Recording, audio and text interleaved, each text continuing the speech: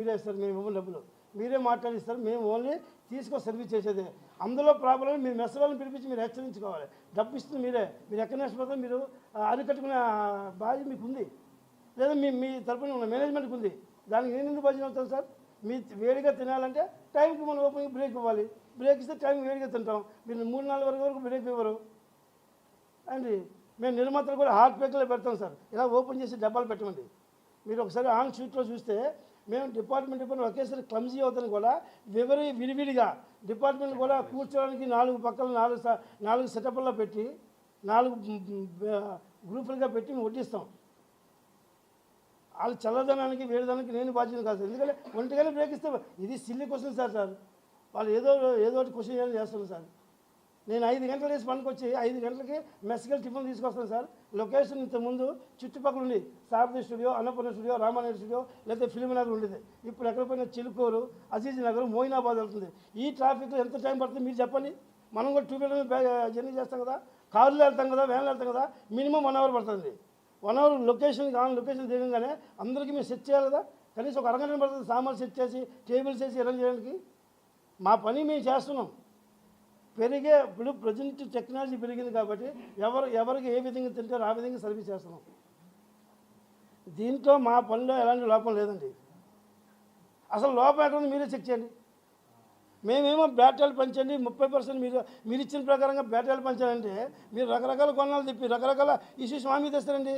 మీ నష్టానికి మేము బాధ్యులు అండి, కార్మికులు బాధ్యులు సార్. మీరు ఇచ్చిన పేమెంట్లు మీరు బొంబాయి అన్నారు, మెడ్రాస్ అన్నారు సార్. నేను క్లియర్గా చెప్పాను, పేపర్స్ ఉన్నాయి సార్. నేను కావాలంటే మన ఆంధ్రజ్యోతి, సాక్షి వాళ్ళ ఆఫీసులకి నేను ఇస్తాను సార్, ఇది వేయండి.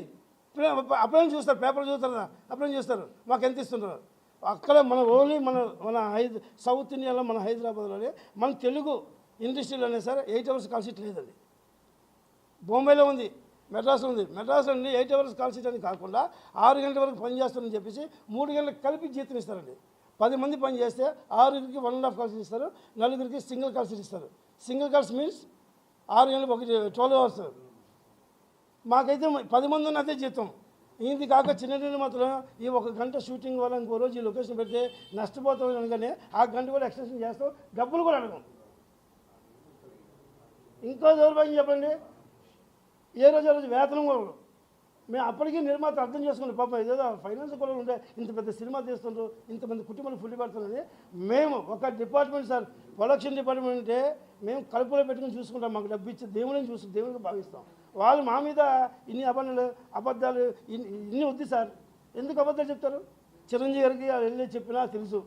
ఒక తెలియదు ఎవరంటే గవర్నమెంట్కి తెలియదు, గవర్నమెంట్కి మాకు తెలియదు సార్. చెప్పండి సార్. మేము ఏమీ చేయం సార్, వేతనాలు పెంచిన వరకే పనిచేస్తాం.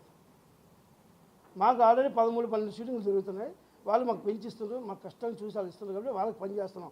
మేము ఏ రోజు పని చేయలేని చెప్పట్లేదు సార్.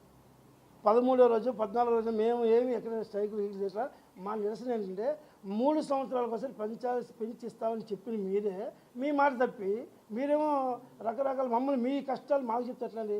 కార్మికులు పనిచేసిన జీతం తప్పితే నీ లాభాలకి నష్టాలకి మేము బాధ్యత కాదు సార్.